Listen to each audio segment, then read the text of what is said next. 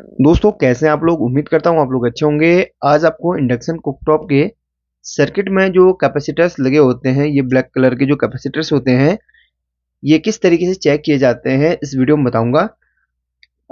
अक्सर इन कैपेसिटर्स में प्रॉब्लम आने की वजह से या ये कैपेसिटर्स वीक हो जाने की वजह से हमारे इंडक्शन कुकटॉप में एरर शो करने लगता है। और कुछ केसेस में क्या होता है कि कुछ केसेस में एरर शो नहीं करता। कुछ केसेस में ऐसा होता है कि सब कुछ अच्छी तरीके से चल रहा होता है लेकिन वो हीट नहीं करता है।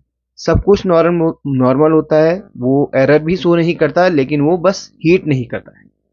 तो ये भी कैपेसिटर्स का ही फॉल्ट काफ़ी बार देखा जाता है।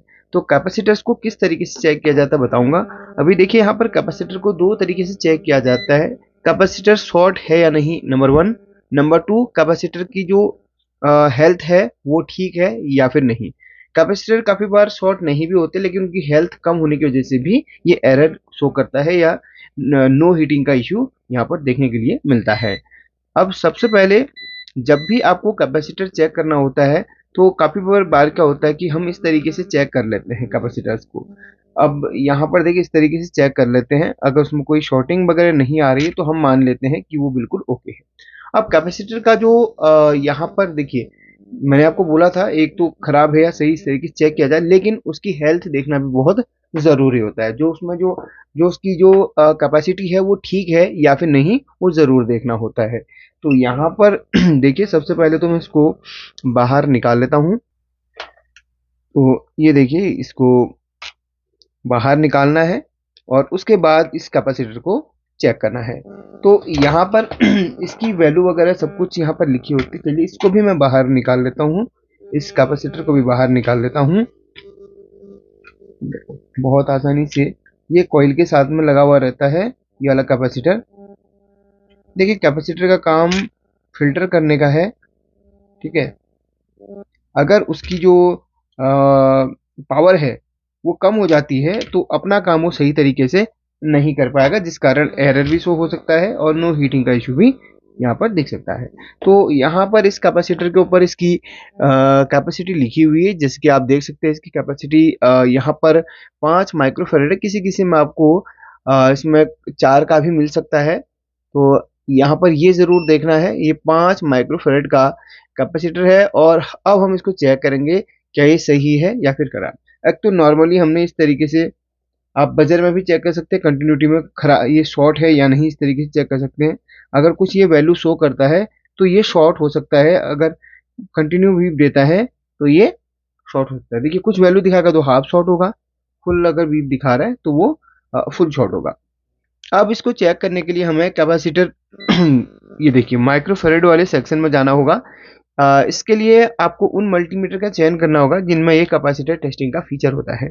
तो हल्के वाले मीटर में सिर्फ आप क्या चेक कर सकते हैं, खराब है या सही। लेकिन इसकी कैपेसिटी चेक करने के लिए आपको हैवी मल्टीमीटर्स लेने पड़ेंगे जिनमें ये फीचर, वैसे 500 रुपये से ऊपर के जितने भी मल्टीमीटर्स आते हैं सभी में ये फीचर या ये फंक्शन जरूर होता है। अब देखिए जब आप कैपेसिटर को चेक करते हैं तो इसकी दोनों टर्मिनल्स को एक बार शॉर्ट कर लेना। काफ़ी बार क्या होता है कैपेसिटर के अंदर थोड़ा बहुत चार्ज हो सकता है जो आपके मल्टीमीटर को डैमेज जरूर करेगा या कर सकता है। तो इस तरीके से चेक करना है। तो वेट करते हैं, ये टाइम लेता है थोड़ा सा। पहले ये कैपेसिटर चार्ज होता है, उसके बाद ये जो जो भी इसके अंदर जो इसकी वैल्यू होगी वो यहाँ पर देखिए शो करेगा। कोई कोई मल्टीमीटर जल्दी इसकी वैल्यू शो करता है, कोई कोई मीटर इसमें टाइम लगाता है। देखिए इसमें लगभग 5 या 6 सेकंड, हाथ हिल जा रहा है बार बार क्योंकि इसके टर्मिनल को टच कर पाना ये देखिए पॉसिबल। चलिए थोड़ा सा उसको मुड़ा लिया है, शायद अब ये यहाँ पर सही तरीके से लग जाए। मेरी फिंगर इन टर्मिनल्स पे टच नहीं होनी चाहिए क्योंकि ये बॉडी का भी कैपेसिटी यहाँ पर दिखाने लग जाएगा। तो इसकी जो कैपेसिटी है वो है यहाँ पर कितना, 4.890 माइक्रोफैराड।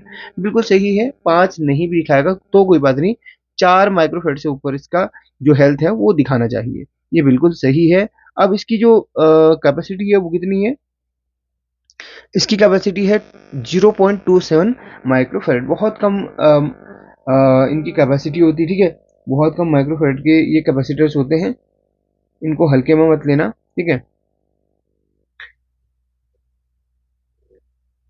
हाँ इसकी भी सही है। ये माइक्रोफैराड में, ये नैनोफैराड में दिखा रहा है, 272 नैनोफैराड में। अगर आप इसको कैलकुलेट करेंगे तो ये आएगा, ये क्योंकि 0.27 में है तो बात वही है। तो ये दोनों सही है। अगर कभी कभी इसमें प्रॉब्लम आती है या ये इसकी वैल्यू कम हो जाती है या इसका जो हेल्थ है वो घट जाती है, तो आपका नो हीटिंग का इशू किसी किसी इंडक्शन में शो करने लगता है, तो इसको हम वैसे लगा देते हैं। और इंडक्शन में ज़्यादातर इन दोनों ही कैपेसिटर के यहाँ पर होते हैं। ये किसी किसी में आपको ये मिल सकता है, और ज़्यादातर इंडक्शन में आपको सिर्फ 2 ही मिलते हैं। तो इस तरीके से कैपेसिटर चेक किए जाते हैं, और इनको हल्के में मत लेना। इनमें फॉल्ट जब आता है तो आपको बिल्कुल भी पता नहीं चलेगा कि फॉल्ट इन्हीं का है, ठीक है। नो हीटिंग का इशू है या ज़ीरो एरर भी आ सकता है। तो ये चीज़ें आपको बिल्कुल भी यहाँ पर मिस नहीं करनी है, ये चीज़ें चेक करनी है। वीडियो अच्छी लगे तो लाइक करके शेयर कर लेना। और एक दिन पहले मैंने एक वीडियो डाली थी इस इंडक्शन कुकटॉप से रिलेटेड, उस वीडियो को भी देखना। उसमें कुछ चीज़ें आपको और भी समझाई गई हैं जिसमें आपको रिपेयरिंग में काफ़ी हेल्प मिलेगी। Thank you.